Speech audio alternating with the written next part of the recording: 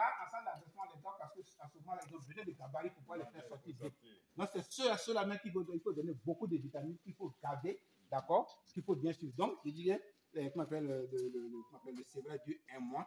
C'est ce que, si c'est pour le dit, démarrage. Oui. Aliment de démarrage. C'est le sévrage qui est là. Parce que l'appel digestif n'est pas fort. Donc, tu ne peux pas manger certains aliments. S'ils mangent certains aliments, ça va créer des ballonnements de ventre. Donc, après 1 mois avec leur maman, il faut 1 mois en salle de sévrage. À ce moment, ils sont dans 2 mois. On va dans le 3e mois, c'est à ce moment qu'ils rentrent en salle d'engraissement. C'est à ce moment qu'on a des aliments d'engraissement. C'est là qu'il faut les gaver, vitamines, tout ce qui est chez pour qu'ils puissent prendre du poids rapidement. D'accord? Ok.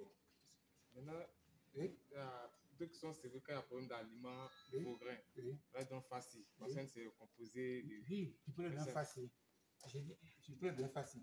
Une fois que, par exemple, moi, je suis un habitué de riz, pas mon plus bon ouest, pas une personne qui vient de l'ouest, je suis habitué de riz. Mais si elle va le riz, je ne vais pas dire pas moyen placaline. Donc, une fois que vous donnez choses Ivograin, mais si Ivograin n'a plus ces aliments-là, que Fassi est ouvert, prenez Fassi et venez donner à vos lapins. Mais une fois que Ivograin revient, revenez à Ivograin. D'accord? Les aliments, il faut connaître la qualité des aliments. Déjà, tu vois cette couleur-là? Tu vois cette couleur? Qu'est-ce qu'elle te dit? Tu peux ouvrir? Prends-moi quelques grains là-bas. Prends-moi quelques grains.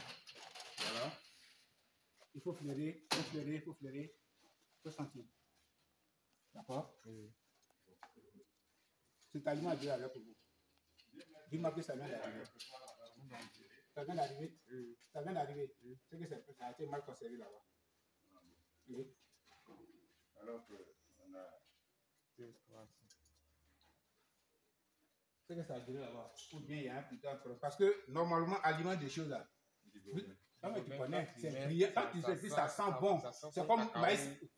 Très bien. Très bien. Ça dit que toi, tu as pu avancer en chose. Et puis la couleur. La couleur brille plus que ça. Merci. D'accord? C'est ce genre d'aliment-là qui provoque les mortalités. Et on pense que c'est la faute du cultivateur. Or, plutôt, c'est les aliments. Je ne dis pas que ça tombe comme ça, hein, mais si c'est celui-là que vous avez ouvert aujourd'hui, je dis qu'il n'est pas bon. Il y en a trois sacs. Il y en a en chose. Il y en a. Dans les racines? Oui. C'est croissance, non? Oui, croissance. C'est là? C'est ici? Ok. Pardon. Vas-y. Oui, viens ici. Regarde la bête. Fais une fois par là. Je pose en. Prends un peu là-bas.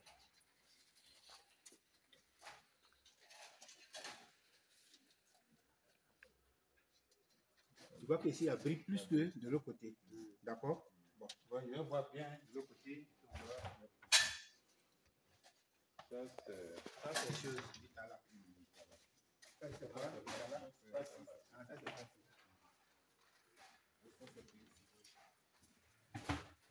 c'est vache.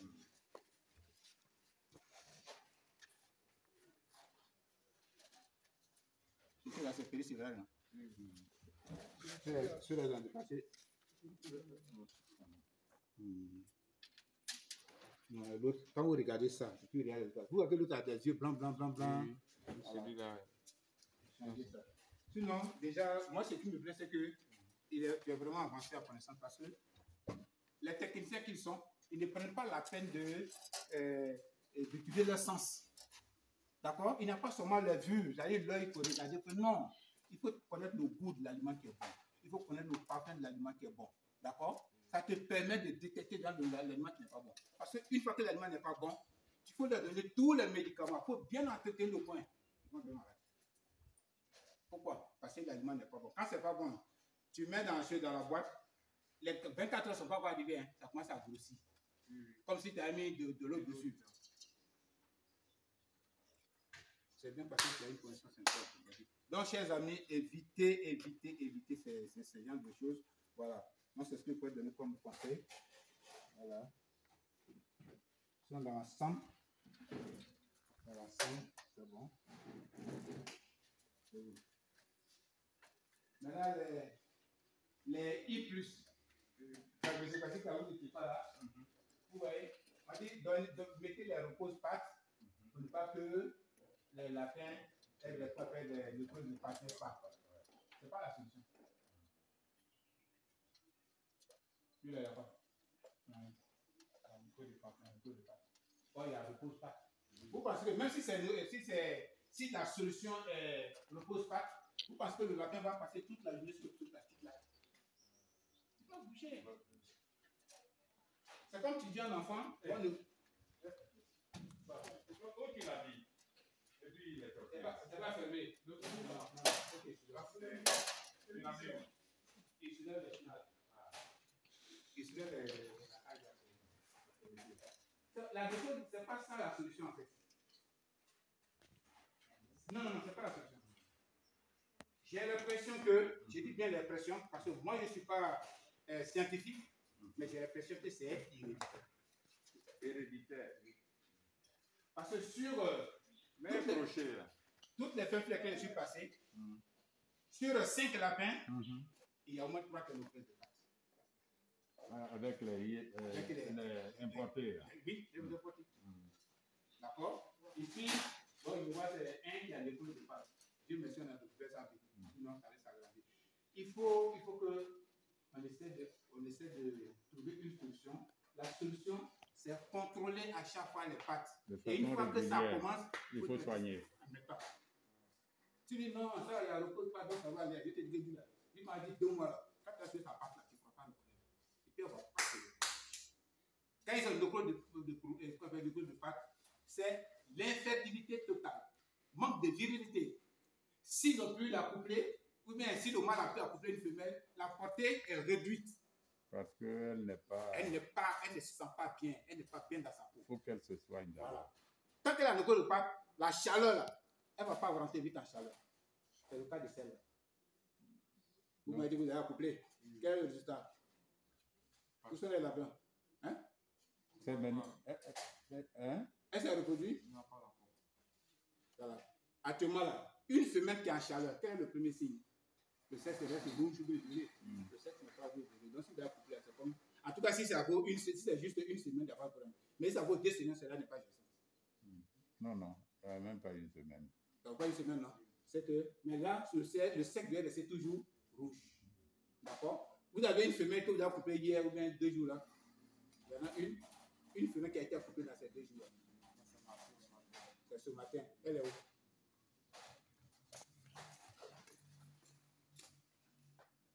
Dans l'ensemble, le travail il est bon. Juste que celle-là, c'est qu'il y a les latéraux là.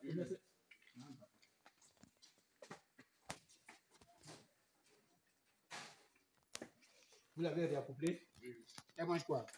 Elle mange facile. Elle mange facile. Oui. Ça fait ça quelle mise là? C'est ça. Première mise bas qu'elle a. Vous savez, faut pas anticiper les choses.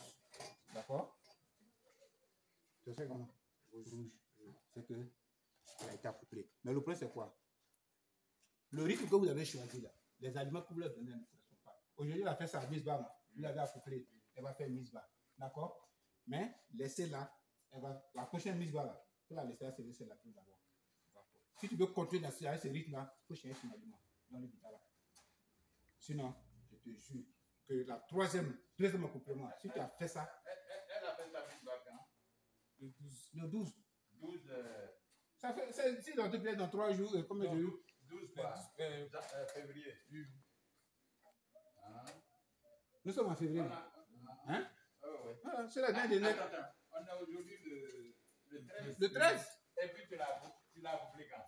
Aujourd'hui matin. Pourquoi? Ta chaleur. Non, c'est pas pour tant qu'il faut l'accoupler. Non, mais il y a un point minimum. Celle-là, tu vas voir, elle va grossir à la digestation, machin, tout ça. Mais juste à ce qu'elle fasse sa mise là. Jean-François a un problème. Si elle n'a pas ce problème-là, c'est qu'à la seconde mise, c'est ça. Faut pas... Le rythme est trop pour l'aliment que tu leur donnes. Attends. Faut pas forcer, tu as compris?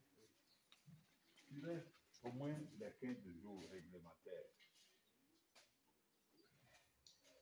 Ça, c'est un rythme intensif.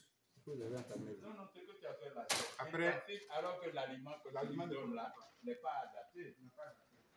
Donc, Si aujourd'hui, c'était Vitalac, tu pouvais te permettre de faire ça. voilà.